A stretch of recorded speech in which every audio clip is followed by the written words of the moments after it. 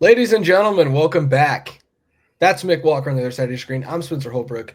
We've been very, very bad about doing video, but that's going to change because it's July 15th. Put a date on this thing. That means Ohio State is getting ready to head to Big Ten Media Days next week. And you need to be heading over to LettermenRow.com. Mick Walker and Alex Gleitman on the recruiting side, myself and Austin Ward over there writing about the Buckeyes for LettermenRow.com. And oh, by the way, we've got a big addition coming to the website here in the coming days. Looks like it's going to be sooner than even we expected.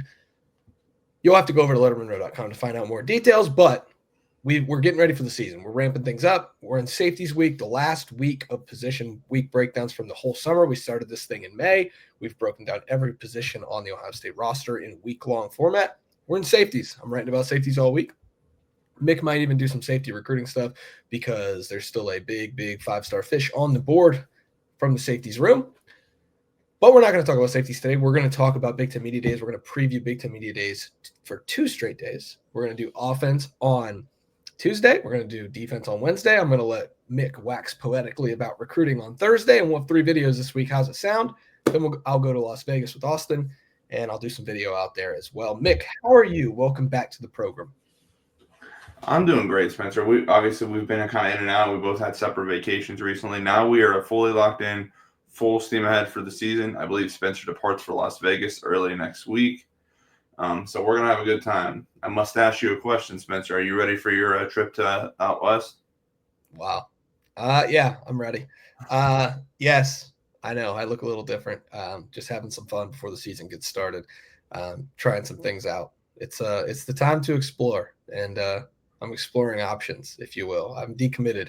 My recruitment on the facial hair is open. So right now I'm fully committed to the mustache. We'll see how it goes. Vacation was great. I have a new bobblehead behind me from Hilton Head Island. If you're ever in Hilton Head Island, go to Pool Bar Gyms. Not a sponsor. If they want to sponsor the show, they can.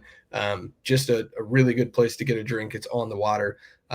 Rest in peace to Pool Bar Gym. The staff there does a great job in Jim's memory. And I met Jim one time, so I had to go get a bobblehead. If you've ever been to Pool Bar Gyms, throw it in the comments. I want to hear about your experience at Pool Bar Gyms, the greatest place on the East Coast to get a Caribbean drink. But we're back, right? Like, you went to Chicago. I went to South Carolina and Georgia. Went down to Savannah. Savannah's a great place. How was Chicago? It was lovely. Traffic in Chicago is traffic in Chicago. We'll deal with that a couple times this season, I assume, or at least once, because we got to get on up there go up to Madison to see the Buckeyes take on Luke Fickell. But before we do that, obviously, you'll see Luke Fickell and Ryan Day and Caleb Downs, Jeremiah Smith, all these guys in Las Vegas next week. Yeah, I saw Caleb Downs last night at his charity event with his brother Josh, and was pretty interesting just talking to him, getting to know Caleb a little bit. We talked to him for a little bit after the recorders went down, and just kind of getting to know him, explaining what Big Ten Media Days is. He's kind of new to this because at Alabama, his first year, he's not allowed to talk to anybody because Coach Saban says no talking as a true freshman, even if you start. So he never talked to the Alabama press. Last year, he didn't go to Big Ten Media Days, so he kind of asked us, like, hey, what is Big Ten Media Days? Like, what am I going to be doing? And I said, Caleb, let me tell you something, bud. You're going to be sitting at a table for 45 minutes. You're going to answer some of the dumbest questions you've ever heard and some of the best questions you've ever heard. We're all going to be there. We'll ask you a lot about the defense and about you. There's some national folks that'll come ask you some questions about how much money you make and try to pocket watch you. And he was like, oh, okay, sounds good. And then you'll get to go home after that. But the Buckeyes, heading out to Vegas for everything. All the festivities of Big Ten Media Day. Lettermen Row have boots on the ground out there in Sin City. Let's talk offense, Mick. There's 2 defensive players going out there, Caleb Downs, Sonny Styles. There's 1 offensive player in Jeremiah Smith, the best player in college football. He'll be out there answering questions the same way Caleb Downs has to, the same way Sonny Styles has to. And then obviously head coach Ryan Day will be there along with the Ohio State media staff, kind of getting some stuff done and getting some clips and footage and maybe the occasional fun. I'll go first. What I want to know the most about this is, to be honest, it's not even quarterbacks because they're not going to give us anything. It's going to be very generic quarterback talk. We're going to ask a lot about the quarterbacks, and it's part of the job. I will be asking a lot about the quarterbacks. But what I want to know the most, because we'll talk to Jeremiah more than anyone else on the offense, he's the only one going. How is Jeremiah Smith taking a step as a leader? He's not the oldest guy in the room, He's not the the voice of the wide receiver room. Carnell Tate and Bryson Rogers and Brandon Ennis are all older than he is in that room. But he's the face of the room, and he's the face of the offense. And to be honest, like, except for Ryan Day, like, Jeremiah is the face of the program. And so how is Jeremiah taking on that leadership role? How is he expanding himself to put himself out of his comfort zone to become everything that he wants to become, both on and off the field? I'm very curious as his progression this offseason from 5-star freshman who helps him win the national championship into true face of the sport, face of the team, leadership, all of those kind of things. I'm really curious as to what he's got to say about that part of his game. Yeah, I think that's probably is the most fascinating thing, because it's one of the areas where Jeremiah Smith we can see tangible improvement, I think, just based on what he does kind of off the field after practice, how he is with some of these young guys like a Quincy Porter or some of these freshmen that could contribute or play, like how he kind of takes them under the wing. Like we even saw Jameer Brown yesterday at the event coming in, the 2027 Ohio State commit, and we were just chatting kind of off the record about some stuff, and he's now being included on everybody's favorite list, that are Ohio State fans' favorite list, I should say, of people who could flip across the country. Like Jameer Brown, the 5-star wide receiver from Dayton, maybe he could flip because other teams are trying to get him. Jeremiah Smith was on those lists. Quincy Porter was on those lists.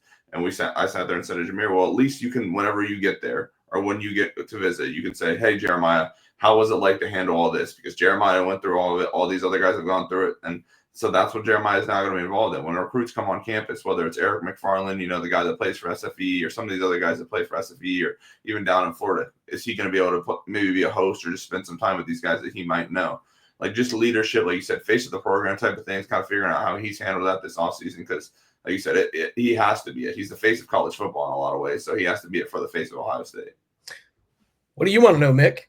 All the attention on Jeremiah Smith. What do you want to find out about this offense? Because we're going to talk to Ryan Day for an hour, and we're going to talk to Jeremiah Smith for 45 minutes. And hey, a little spoiler alert, we're probably also going to ask Sonny and Caleb what they think of the offense, because they go against it in practice. So, what do you want to know? Because we're going to learn a lot about this offense. Yeah, I want to know where Austin Sareveld is, or where he might not be.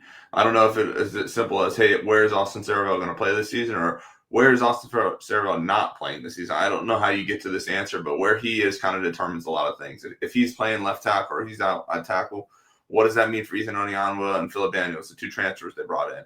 If he's playing guard, what happens to Taylor Shabola, or even like a Luke Montgomery? Some of these guys that were playing on the interior, how does that change things up?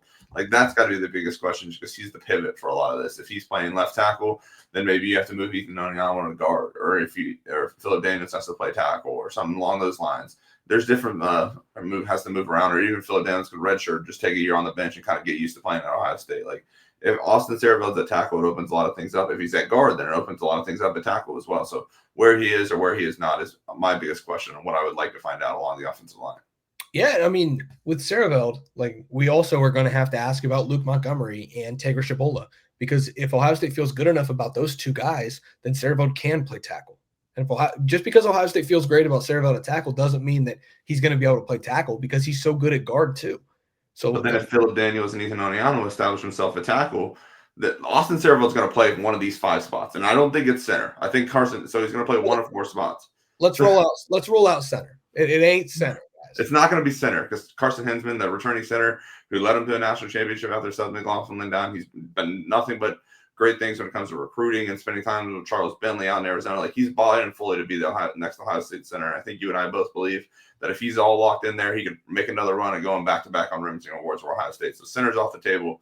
But if Luke Montgomery and Taylor Shabola lock down guards, then you need tackles. And if Ethan Onyanwa or Philip Daniels lock down tackles, who's Austin Sareveld knocking out? Because he's Iron Buckeye. He's probably somebody that could have been a consideration for going to Big Ten Media Days, if we're being honest. So he's going to be in one of those 4 spots. And I mean, that's obviously the ideal situation where you have 5 guys to play 4 spots, and you have a starter coming off the bench. But where does he kind of slot? Because if somebody steps up, or some guys lock down their spots, then he has to kind of just slide into the biggest weakness or the biggest hole.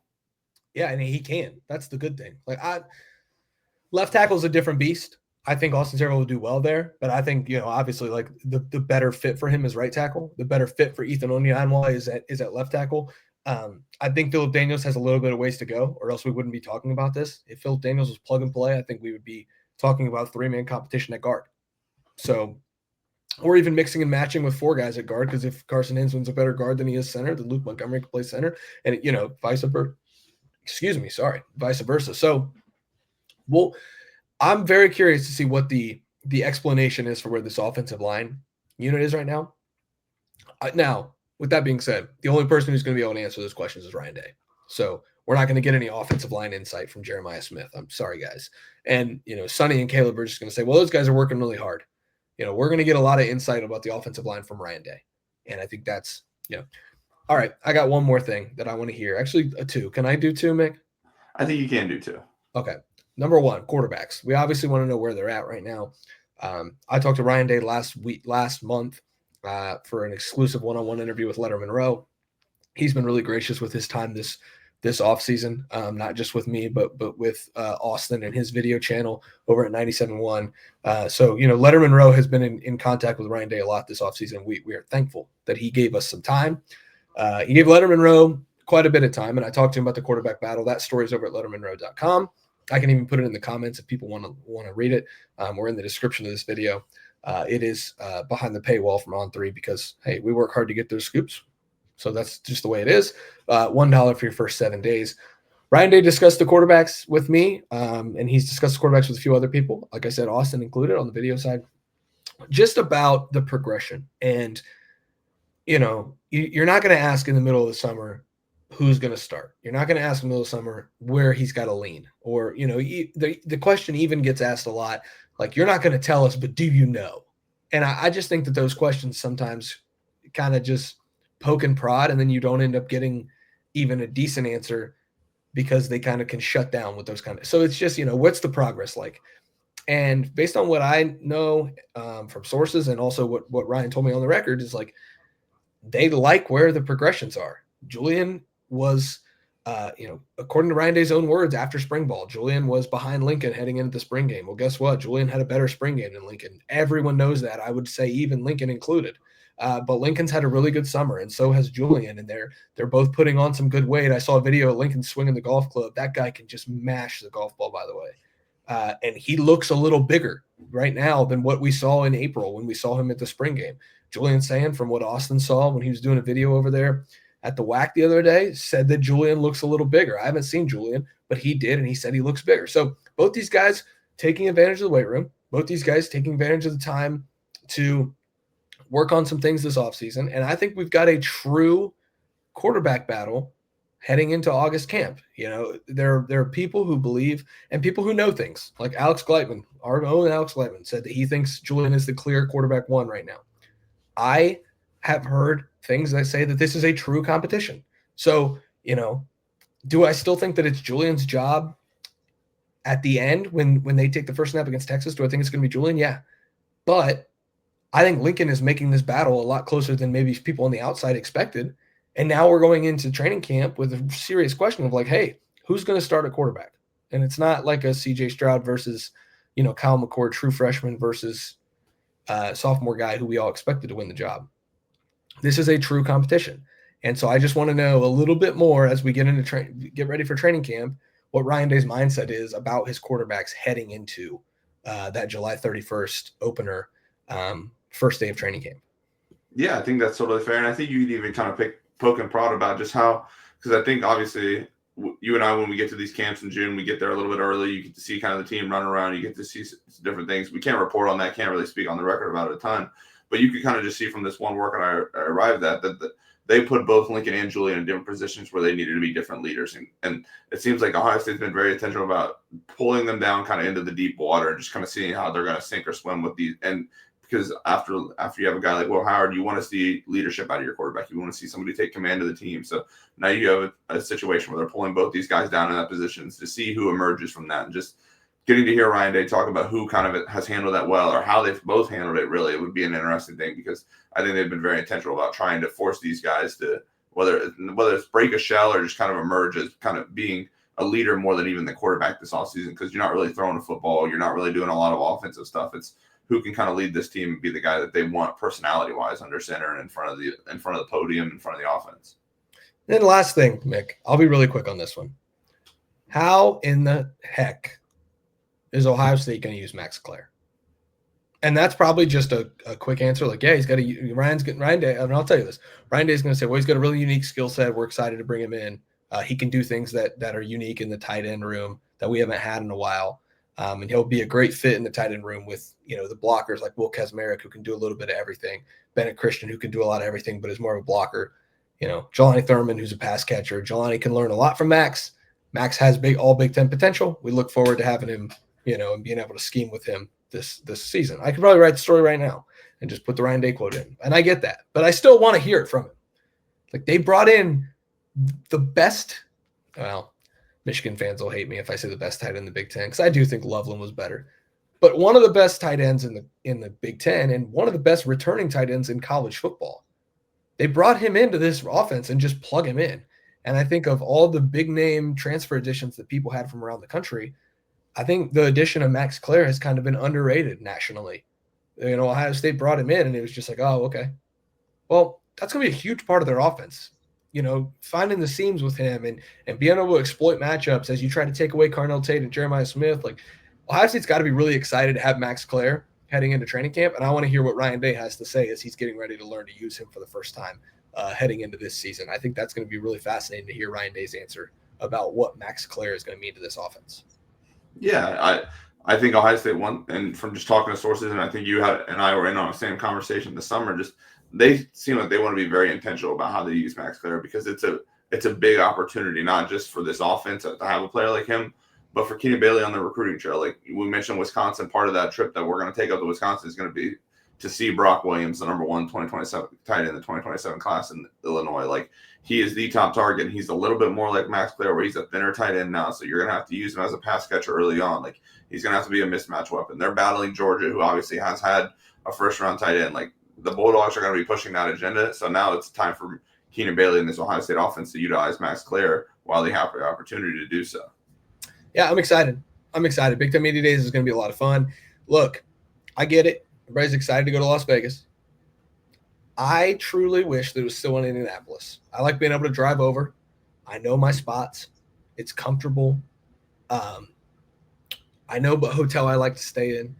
I've been to Indy plenty of times. I know where the watering holes. The Buckeyes, it's an easy setup there at Lucas Oil Stadium. And change is just different, man. But guess what? Like, the summer is about getting outside of your comfort zone. If you can't see this, okay, summer is for getting out of your comfort zone. And so for the first time in my adult life or youth life, just life in general, 28 years on this rock, I'm going to Las Vegas. And I'm going to cover the Buckeyes. We'll see what else. I don't know. We would have been up a man too, which would have been nice. Obviously, you and Austin are going out, and like you said, different things are coming to the site too, so the numbers can even change. But we would have been up another man, because I would have also been able to join. But Spencer's going out; he's going to do a great job. And we'll cap it with this, Spencer. Other than Ohio State, I don't know if you know the teams. If you need me to read the teams, is there anything interesting on day one, that July 22nd day, that you hope to find out from any non-Ohio State teams there? I mean, Illinois, Indiana, Maryland, Nebraska, and Rutgers. Yeah, I mean, Brett Bielema is going to be fun. Mike Loxley is probably going to get fired at the end of this year, so that'll be cool to hear from him for the final time, maybe.